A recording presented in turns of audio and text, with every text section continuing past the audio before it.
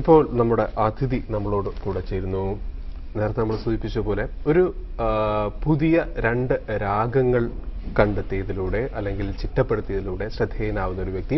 അദ്ദേഹത്തിന്റെ രാഗങ്ങളെക്കുറിച്ച് നമ്മളോട് പരിചയപ്പെടുത്തുന്നു. അദ്ദേഹത്തിന്റെ സംഗീത സബരിയെക്കുറിച്ച് നമ്മളോട് പരിചയപ്പെടുത്തുന്നു. യുവ സംഗീതജ്ഞനായ പ്രണവ് മധു.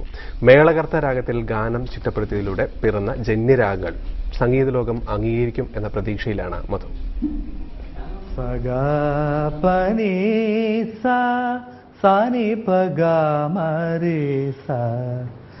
ഇത് നിളാരവം, മേളകർത്ത രാഗമായ നാട്ടഭൈരവിയിൽ നിന്ന് രൂപപ്പെട്ട ജന്യരാഗം.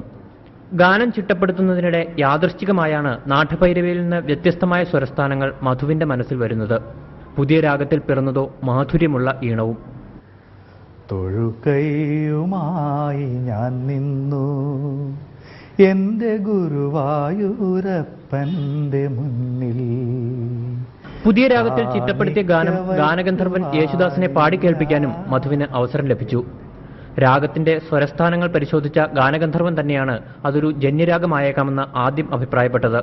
ഈ ആരോഹണത്തിൽ നമുക്ക് ഏതെങ്കിലും രാഗം ഉണ്ടോ എന്ന് നോക്കാമെന്ന് പറഞ്ഞിട്ട് അദ്ദേഹം ബുക്ക് എടുത്തിട്ട്, രാഗപ്രവാഹം എന്നുള്ള ബുക്ക് എടുത്തിട്ട് അത് മറിച്ച് നോക്കി.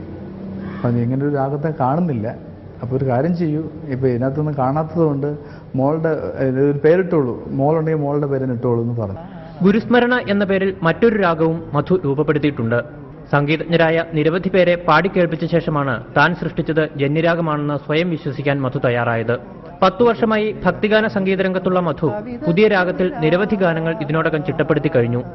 ഗൾഫിൽ ശുഭാനന്ദ എന്ന പേരിൽ മ്യൂസിക് സ്കൂൾ നടത്തുന്ന മധുവിന്റെ ഭാര്യ ഷീല സംഗീതാധ്യാപികയാണ്. നിള, പ്രണവ് എന്നിവർ മക്കൾ.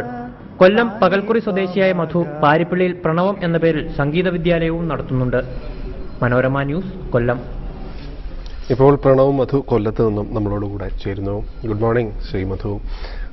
ഇപ്പോൾ ജന്യരാഗങ്ങൾ, പുതിയ രാഗങ്ങൾ, സ്വരസ്ഥാനങ്ങൾ എന്നൊക്കെ പറഞ്ഞാൽ സംഗീതത്തെക്കുറിച്ച് നല്ല ധാരണയുള്ളവർക്ക് വളരെ പെട്ടെന്ന് മനസ്സിലാവും. പക്ഷേ നമ്മളെ പോലുള്ള സാധാരണ പ്രേക്ഷകർക്ക് താങ്കളുടെ ഈ ഒരു കണ്ടുപിടുത്തം അല്ലെങ്കിൽ താങ്കളുടെ ഈ ഒരു പുതിയ രാഗങ്ങൾ തേടിയുള്ള യാത്ര അതെങ്ങനെയായിരുന്നു? അത് സംഗീത ലോകത്തുണ്ടാക്കുന്ന അനുരണനങ്ങൾ എന്തൊക്കെയാണെന്ന് വളരെ ലളിതമായി എങ്ങനെ പറയാം?